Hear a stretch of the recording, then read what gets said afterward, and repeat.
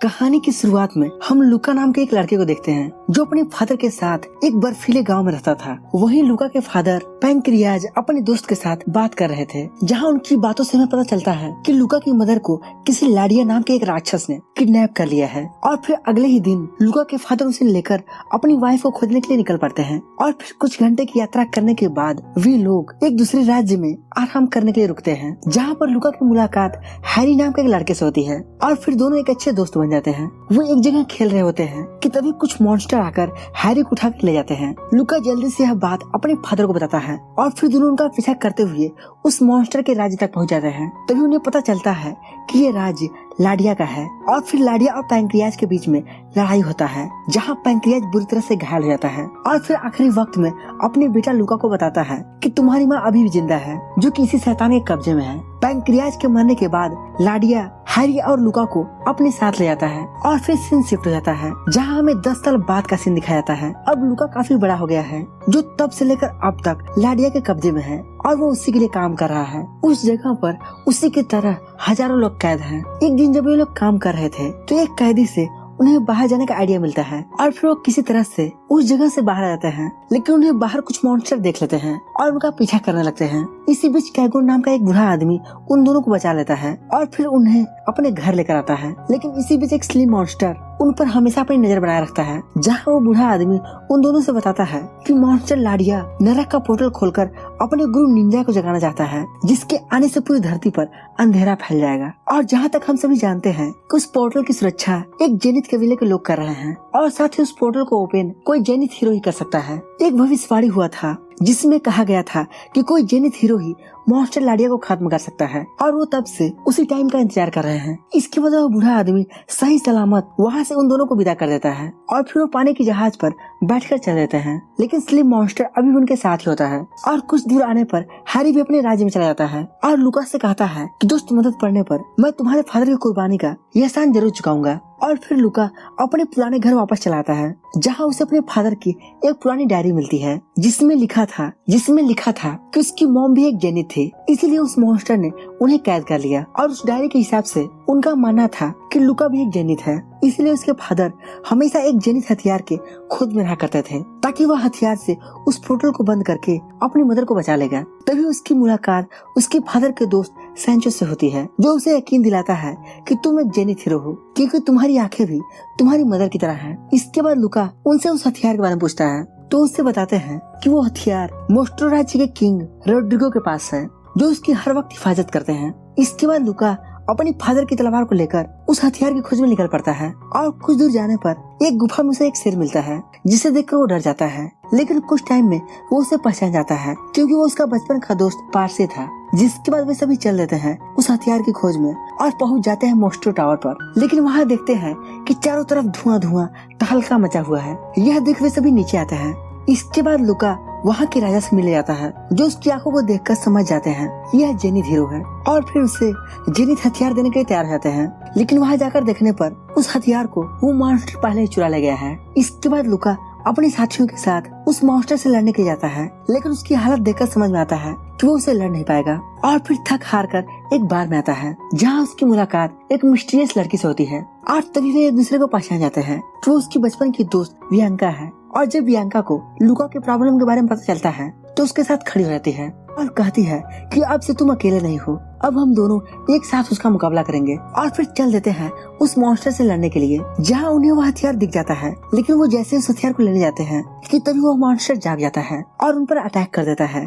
ये देखकर दोनों तेजी से भागने लगते हैं। इतने में उधर उनका दोस्त पारसी उस हथियार को ले लेता है और फिर जल्दी से बियांका उस हथियार को लुका को देती है, ताकि वो उस हथियार से उस मॉन्स्टर का खात्मा कर दे। लेकिन यहाँ देखते हैं कि वो हथियार लुका से ओपन ही नहीं हो रहा है, यानी कि वो एक जेनिथ हीरो नहीं है। यह देख वे सभी वहाँ से तेजी से भागने लगते हैं। लेकिन फिर भी लुका अपनी बुद्धिमानी और बहादुरी से उस शैतान पर कंट्रोल पा जाता है। उसकी बहादुरी को देख वहाँ के किंग रोड्रिगो उसे वो जेनिथ हथियार दे देता है, ताकि वह असली जेनिथ हीरो को खोजकर ये हथियार उसे सौंप दे। और साथ ही उसे यह भी बताता है कि लाडिया मॉन्स्टर से लड़ने के लिए उनकी मदद एक ड्रैगन करेगा जो कि इंसान के रूप में इस धरती पर रहता है। वहाँ से निकलने के बाद लुका वियंका को प्रपोज कर देता है, जिसके बाद दोनों शादी कर लेते हैं। और फिर घर आने पर कुछ महीनों बाद वियंका को एक बच्चा पैदा होता है जिसका नाम वे लोग एलेक्स रखते हैं। इधर काफी दिन हो गया था मगर अभी भी लुका को कोई जेनिथ हीरो नहीं मिला था। लेकिन इसी बीच उस हथियार को लेने के लिए लाडिया के कुछ मॉन्स्टर उन पर आक्रमण बोल देते हैं और फिर उनसे बचते हुए वहाँ से भागने लगते हैं। और इसी दौरान एक मॉन्स्टर से लड़ाई करते हुए लुका एक गुफा में गिर जाता है। यह देख वियंका अपने बेटे एलेक्स को सैंचो को सौंप देती है और फिर चल देती है लुका को बचाने के लिए। लेकिन इसी दौरान एक मॉन्स्टर वियंका को बेहोश कर देता है और तभी मेन मॉन्स्टर लाडिया वहाँ आकर उसे पकड़ लेता है। वियंका को बचाने के लिए लुका उसके पास आता है, लेकिन लाडिया अपने जादू से उसे पत्थर का बना देता है और फिर वियंका को लेकर अपने साथ चला जाता है। अब यहाँ हमें ये पता चलता है कि वियंका भी एक जेनिथ है, लेकिन यह बात उसे खुद पता नहीं। तो लाडिया उससे कहता है कि तुम एक जेनिथ हो तो तुम लुका की मदर मैरी से बात करके उस पोर्टल को ओपन करने का तरीका पूछ सकते हो। यहाँ वो ये करने के लिए उसे बहुत फोर्स करता है, लेकिन वियंका उसकी एक नहीं सुनती, जिससे लाडिया गुस्सा हो जाता है और उसे ये पत्थर का बना देता है। अब इसी तरह से धीरे धीरे 8 साल गुजर जाते हैं और हम दूसरी तरफ लुका के सन एलेक्स को देखते हैं जो कि किसी छड़ी की तलाश में इधर उधर भटक रहा था। और इसी बीच वो अपने फादर लुका तक पहुंच जाता है और उस छड़ी से उन्हें ठीक कर देता है। लेकिन यहाँ लुका उसे पहचान नहीं पाता। तब एलेक्स उससे कहता है कि वो उसी का बेटा है जो अपने साथियों के साथ मिलकर सबको बचाने का प्रयास कर रहा है। तभी वहाँ पर एक मॉन्स्टर आ जाता है जिसे देखकर लुका अपनी तलवार एलेक्स को देता है। लेकिन वहाँ यह देखकर वो काफी हैरान होता है क्योंकि एलेक्स इस तलवार को चला सकता था, यानी कि एलेक्स ही वो जेनिथ हीरो है जो लाडिया को आसानी से हरा सकता है। इसके बाद दोनों वियंका को बचाने के लिए जाते हैं, लेकिन उन्हें पता चलता है कि इसके लिए उन्हें एक जेनिथ ड्रैगन को ढूंढना होगा। और फिर वे दोनों उस बूढ़े आदमी के पास जाते हैं जहाँ उन्हें पता चलता है कि वही वो जेनिथ ड्रैगन है, लेकिन वो जब चाहे अपने रूप को नहीं बदल सकता। इसके लिए उसे एक गोल्डन ऑर्ब चाहिए जो कि बहुत सालों पहले चोरी हो गया था। इसके बाद वह बूढ़ा आदमी उन्हें एक परी के बारे में बताता है जो उनकी मदद कर सकती थी, लेकिन वहाँ लुका को अकेले ही जाना होगा। यह सुनते ही लुका तुरंत उस परी के पास जाने लगता है। तभी वो रास्ते में देखता है कि उसके साथ स्लिम भी आ चुका है। इसके बाद दोनों उस जगह पहुंच जाते हैं, लेकिन तभी उनके सामने बहुत सारे रोबोटिक मॉन्स्टर आ जाते हैं और फिर लुका और स्लिम अपनी चालाकी से सबको चकमा देते हुए परी के पास पहुंच जाते हैं। तो वहाँ की परी उनसे यहाँ आने का कारण पूछती है। तब लुका उन्हें सारी कहानी बताता है। उनकी बातों को सुनकर परी उनकी मदद के लिए तैयार हो जाती है और उसे गोल्डन ऑर्ब दे देती है। इसके बाद वह बूढ़ा आदमी ड्रैगन बन जाता है। फिर लुका और एलेक्स को लेकर वियंका के पास जाने लगता है। तभी एलेक्स अपनी मॉम को देख लेता है और उन्हें अपनी जादुई छड़ी से तुरंत ठीक कर देता है। वियंका अपने बेटे को देखकर काफी ज्यादा खुश होती है और उन सबको बताती है कि मैरी अभी भी लाडिया के कब्जे में है। इसके बाद वे लोग लाडिया के पास जाने लगते हैं। तभी लुका को अपनी मॉम मैरी की आवाज सुनाई देती है जो उन सबको वापस लौटने के लिए कहती है, क्योंकि लाडिया बहुत ही शक्तिशाली है और उसका सामना करना इतना आसान नहीं है। कि तभी वहाँ पर लाडिया आ जाता है जो मैरी पर अटैक कर देता है, जिसे मैरी घायल होकर नीचे गिरने लगती है।